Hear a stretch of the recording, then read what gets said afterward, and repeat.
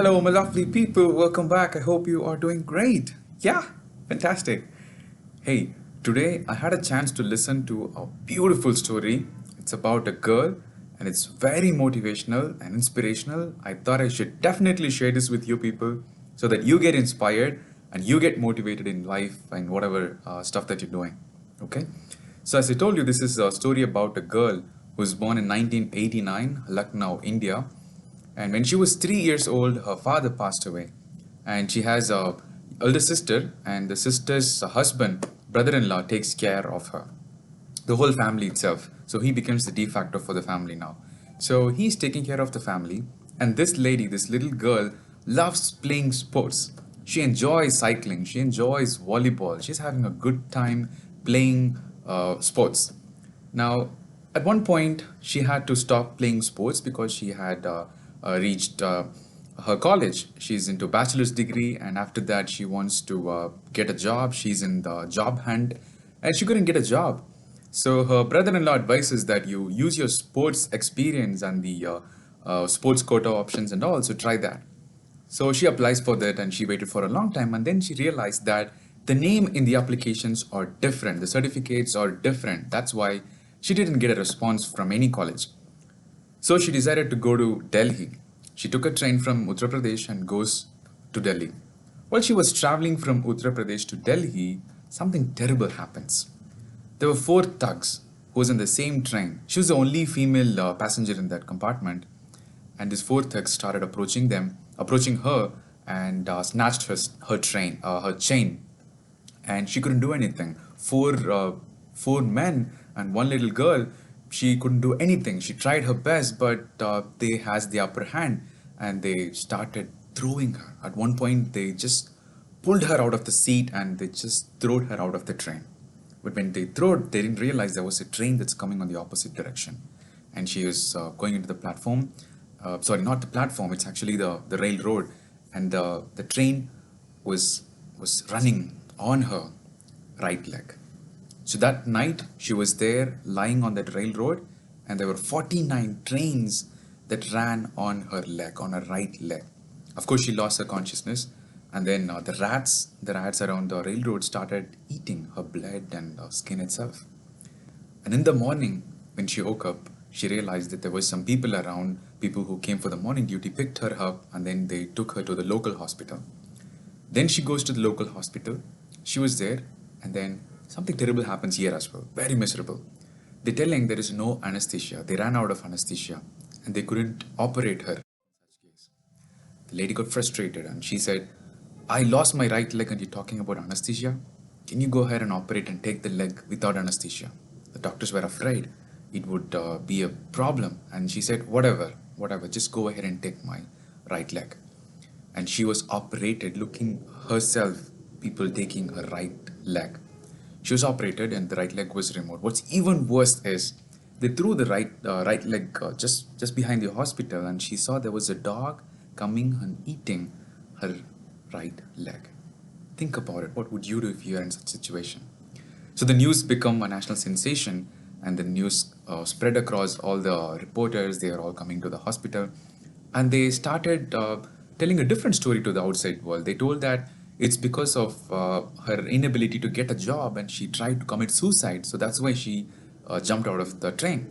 Few people told that there was a TTR who was in the train, and she doesn't have a ticket. That's why she wanted to escape from the TTR. She jumped out of the train. Lot of stories. And she told to herself something really important. She told to herself, let the dogs bark. One day, I'll show them what's the reality. Beautiful, isn't it? So she told to herself that whatever the world talks about, let them talk. I'll come back and show who I am. So with this determination, she was able to survive, and this news spread to the government officials, and then some ministers and all came and told, let her go to a bigger hospital, a very well sophisticated hospital. They took her to AIMS, and then after that, she survived. She survived and she was happy. Now, imagine, let's look at it from a normal person's life. If you are in a situation where you met with an accident, or you don't have a right leg, or somebody who doesn't have a right leg who's handicapped now, what would they do? They would think about, how do I survive and what would I do from now on? They'll find a job where they can just sit and do.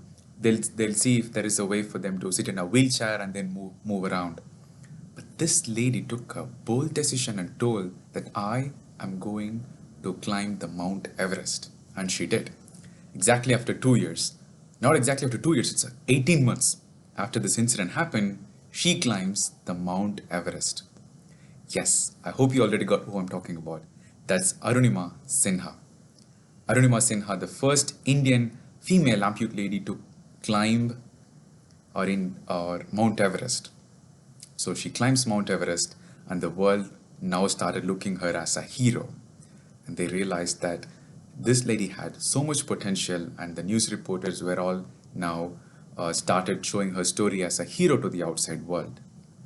And she didn't stop from there. And then she went to all the tallest mountains in the continent. She went to Africa. She went to Africa for Kilimanjaro and Australia. So she is now exploring all the mountains and showing the world that it's not your body that can stop you from achieving your dreams.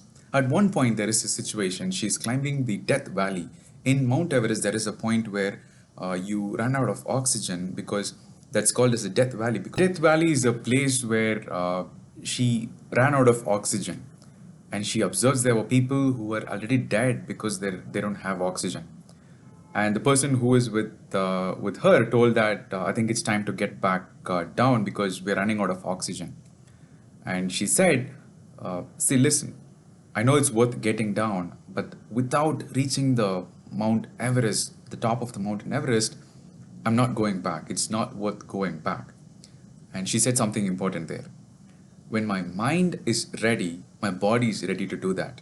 So she conquered Mount Everest already in her mind before she conquers physically.